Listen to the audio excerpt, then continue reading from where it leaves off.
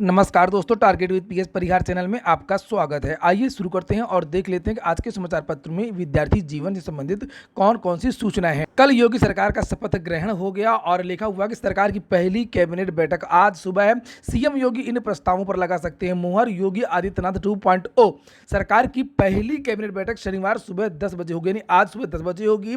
और विद्यार्थियों को भी इंतजार है, सभी को इंतजार है कि हो सकता है कि मुख्यमंत्री आज कोई बड़ी घोषणा कर दें। हालांकि अभी भी विधानसभा चुनावों की तरह ही मुख्यमंत्री का मुंह बंद है और रोजगार और भर्तियों को लेकर के भाजपा सरकार की तरफ से कुछ भी नहीं कहा जा रहा है। वहीं पर लिखा हुआ यूपी टीईटी परिणाम इत्यादि को लेकर के कि उत्तर प्रदेश बेसिक शिक्षा बोर्ड शिक्षकों की भर्ती के लिए उत्तर प्रदेश शिक्षक पात्रता परीक्षा यूपी टीईटी परीक्षा परिणाम जल्द ही घोषित करने जा रहा है। जो उम्मीदवार उत्तर प्रदेश टीईटी 2022 में उपस्थित हो, तो ये चर्चाएं हैं कि अब सरकार का गठन हो गया है और सरकार हो सकता है इसके लिए आज या कल में अनुमति दे दे और यूपी टीईटी का जो उत्तर कुंजी है और जो परिणाम है वो 1 या 2 दिन में जारी कर दिया जाए। अगली सूचना एसएससी जीडी की है। लिखा कर्मचारी चयन आयोग ने एसएससी जीडी कांस्टेबल भर्ती परीक्षा का परिणाम जारी कर दिया है। अभ्यर्थी ssc.nic.in पर जाकर के अपना रिजल्ट चेक कर सकते हैं। जीडी कांस्टेबल भर्ती परीक्षा का रिजल्ट 15 अप्रैल को जारी होना था, लेकिन आयोग ने इसे 20 दिन पहले ही जारी कर दिया है। अगले राउंड में पीईटी व पीएसटी के लिए क्वालिफाई करने वाले अभ्यर्थियों की लिस्ट जारी कर दी गई है।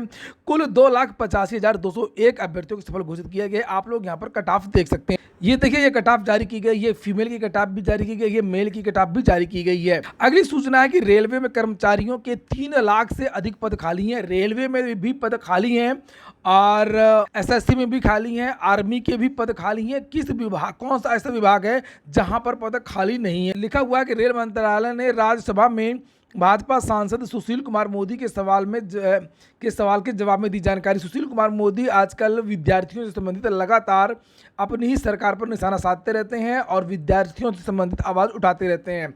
लिखा, भारतीय रेल में 3 लाख से अधिक कर्मचारियों और 2500 से अधिक अधिकारियों के पद खाली हैं। इनमें 80% से अधिक रेल संरक्षा से जुड़े पद हैं, जो कि सुरक्षित ट्रेन चलाने में अहम भूमिका निभाते हैं। उत्तर रेलवे में सबसे ज़्यादा रिक्तियाँ यहाँ पर लिखा हुआ है। अलग अलग जोन के बारे में जानकारी दी गई है। लिखा, रिक्तियों की जो ये स्थिति है वो पिछले 10 साल से कायम है। रेलवे में यहाँ पर देखिए लिखा हुआ 14,88,405 पद रेल कर्मचारियों और 17,894 पद रेल अधिकारियों के कुल 15,06,299 पद स्वीकृत हैं, लेकिन 2 से 3 लाख पद हमेशा खाली रहते हैं। यह स्थिति पिछले 1 दशक से बनी हुई है। 2019 और 20 में जब से भाजपा सरकार आई है, आप लोग ये कह सकते हैं। लिखा है, जो भर्तियां चल रही हैं इस समय एनटीपीसी की और ग्रुप सी की, ग्रुप डी की, अगर ये भर्तियां हो भी जाएंगी तब पर भी स्थिति वही बनी रहेगी, क्योंकि अब नई भर्ती का विज्ञापन निकालने का भी समय आ गया है। लिखा हुआ कि जब तक ये भर्तियां पूरी होंगी एनटीपीसी की और ग्रुप डी की, तब तक 2 लाख रेलवे के जो कर्मचारी हैं वो रिटायर हो चुके होंगे।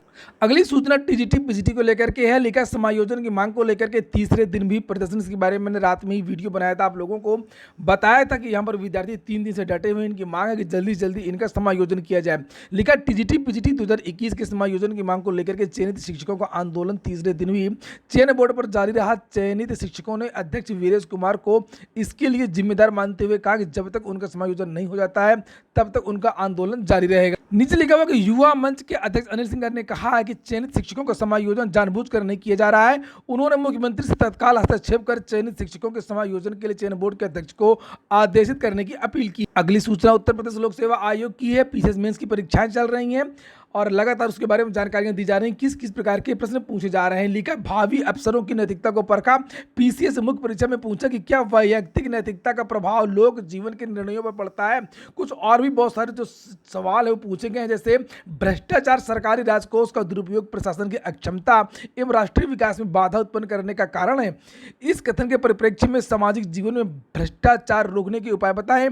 इसी तरीके और भी जो नैतिक मूल्य हैं, भ्रष्टाचार हैं, बहुत सारे जो क्वेश्चन है वो इस तरीके के पूछे गए हैं। यहाँ पर लिखा हुआ है कि इन दिनों बेरोजगारी का मुद्दा भी छाया हुआ, सो पीसीएस मेंस भी इस मुद्दे पर सवाल पूछा गया, बेरोजगारी पर भी। लिखा, सामान्य अध्ययन के तृतीय प्रश्न पत्र में पूछा गया कि बेरोजगारी के विभिन्न प्रकार कौन कौन से हैं। भारत में बेरोजगारी को दूर करने के लिए सरकार द्वारा किए गए विभिन्न प्रयासों का उल्लेख कीजिए। अगर विद्यार्थी सही में लिख देता तो कोई नंबर ही नहीं देता। अगली सूचना है, सिविल सेवा परीक्षा में अतिरिक्त मौका देना संभव नहीं है। केंद्र ने ये स्पष्ट कर दिया है। लिखा केंद्र सरकार ने शुक्रवार को सुप्रीम कोर्ट में बता दिया है कि संघ लोक सेवा आयोग यूपीएससी की सिविल सेवा परीक्षा में अतिरिक्त मौका देना अब संभव नहीं है। शीर्ष अदालत ने 3 अभ्यर्थियों की याचिका पर सुनवाई कर रही थी जिन्होंने यूपीएससी 2021 की प्रारंभिक परीक्षा उत्तीर्ण कर ली थी, लेकिन कोविड संक्रमित होने की वजह से मुख्य परीक्षा के सभी पेपरों में सम्मिलित नहीं हो सके। और आज के समाचार पत्रों में भी सरकार के बारे में और भी बहुत सारी जानकारियां दी गई हैं कि मंत्री कामकाज में परिवार का दखल ना होने दें। योगी ने एक गुरुमंत्र दिया सभी विधायकों को और आज होगी कैबिनेट की बैठक, बटेंगे विभाग। सीएम ने शनिवार को अपने सारे मंत्रियों की बैठक बुलाई है जिसमें वह अपनी प्राथमिकताओं के बारे में विस्तार से बताएंगे। संभव है कि अगले 24 घंटे में मंत्रियों को विभाग वितरण हो जाए। इसके साथ ही मंत्री अपना काम भी संभाल लेंगे और देखना यह है कि आखिरकार कौन शिक्षा मंत्री बनने जा रहा है। एक और सूचना है कि आईपीएस के लिए आवेदन कर सकेंगे दिव्यांग। सुप्रीम कोर्ट ने शुक्रवार को सिविल सेवा परीक्षा पास कर चुके शारीरिक रूप से दिव्यांग आवेदकों को भारतीय पुलिस सेवा, आईपीएस, भारतीय रेलवे सुरक्षा बल और दिल्ली, दमन, दीव, दादर नगर हवेली, अंडमान निकोबार द्वीप पुलिस सेवा में आवेदन करने की अंतरिम रूप से इजाजत दे दी है। जस्टिस एएम खानविलकर की अध्यक्षता वाली पीठ ने NGO national platform for the rights of disabled द्वारा दायर उस रीट याचिका पर अंतरिम आदेश पारित किया जिसमें दिव्यांगों को इस सेवाओं से पूरी तरीके से बाहर करने को चुनौती दी गई थी। तो ठीक है दोस्तों, ये हो गया आज का वीडियो। पूरा वीडियो सुनने के लिए बहुत बहुत धन्यवाद।